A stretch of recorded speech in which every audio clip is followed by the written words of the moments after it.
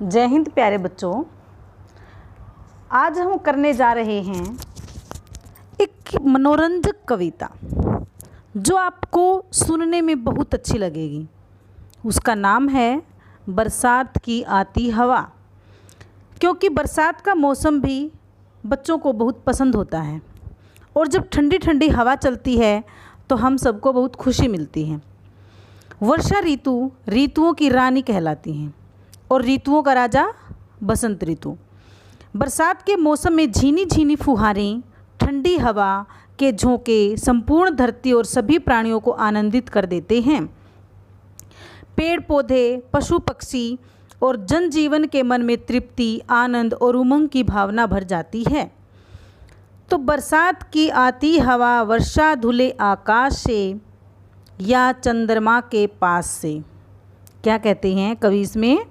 बरसात की ठंडी ठंडी हवा चल रही है, ऐसा लगता है वह चंद्रमा के पास से आई है और साफ स्वच्छ धुले हुए आकाश से वह हवा चल रही है, क्योंकि उस हवा में धूल मिट्टी नहीं होती है।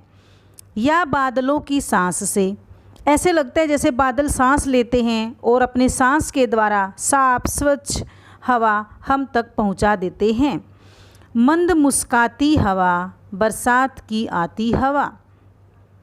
मंद मंद मुस्काती हवा, ऐसे लगता है जैसे वह हवा मुस्कुरा रही है और उस हवा के द्वारा धरती पर रहने वाले सभी प्राणी भी मुस्कुरा रहे हैं, अर्थात खुश होते हैं। इसलिए उसको मंद मुस्काती हवा भी कहा गया है।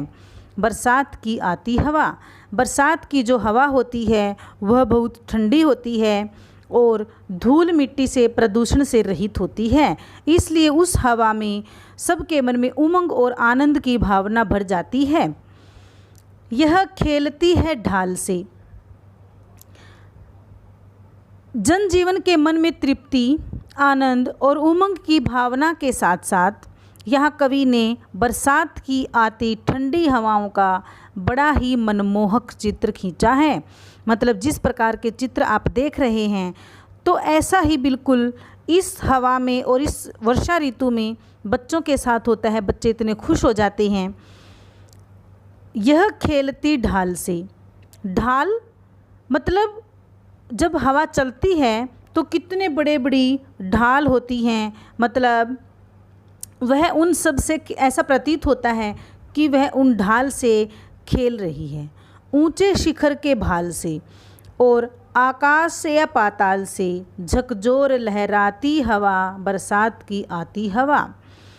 ऊंचे शिखर के भाल से, शिखर ऊंचा स्थान, किसी का जैसे पर्वत वगैरह उनका सबसे ऊंचा स्थान उसको शिखर बोलते हैं, चोटी।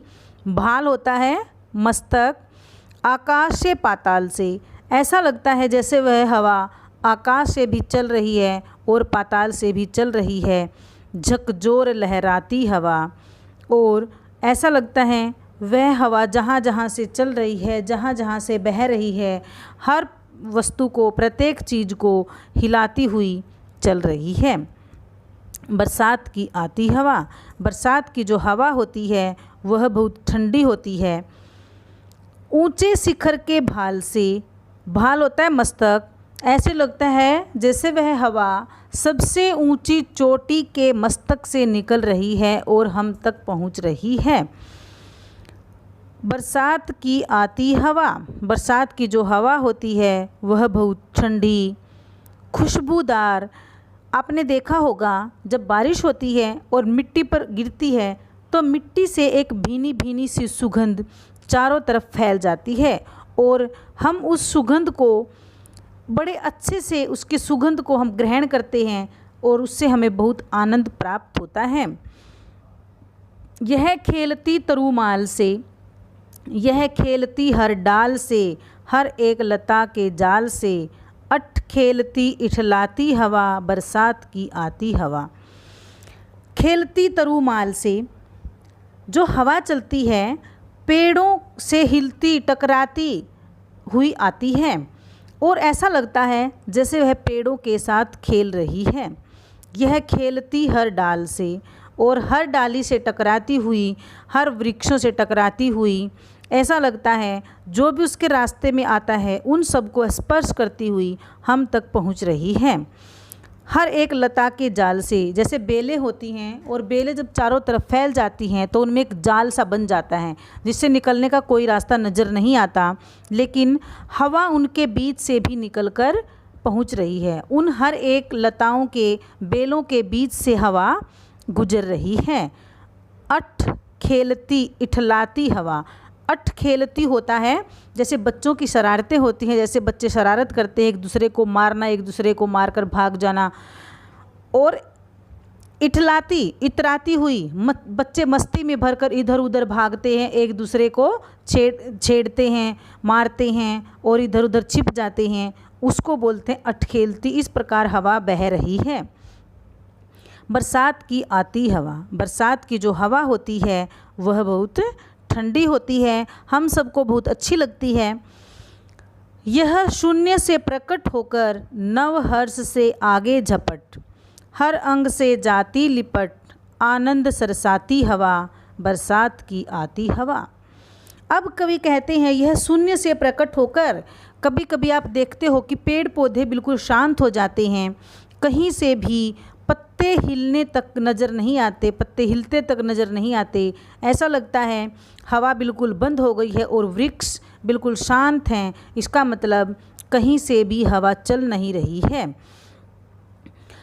तो यह शून्य से प्रकट होकर, ऐसे लगता है यह बिल्कुल जीरो से, शून्य से प्रकट होती है।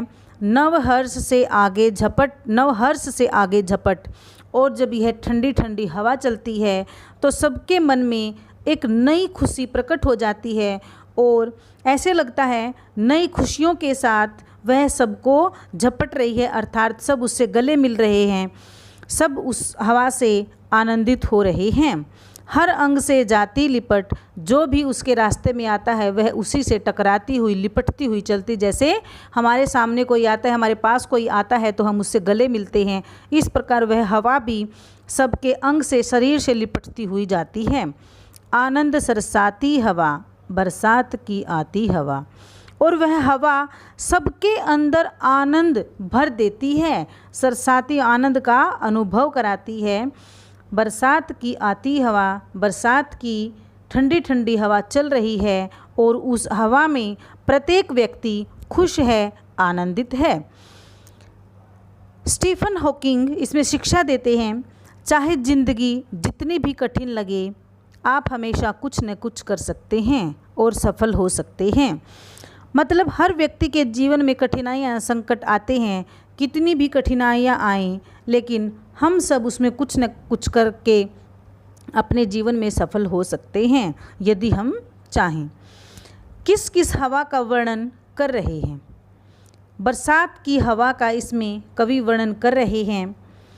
वर्षा धुले आकाश से, मतलब साफ स्वच्छ आकाश से हवा बह रही है जिसमें धूल मिट्टी का कोई भी कण नज़र नहीं आता है।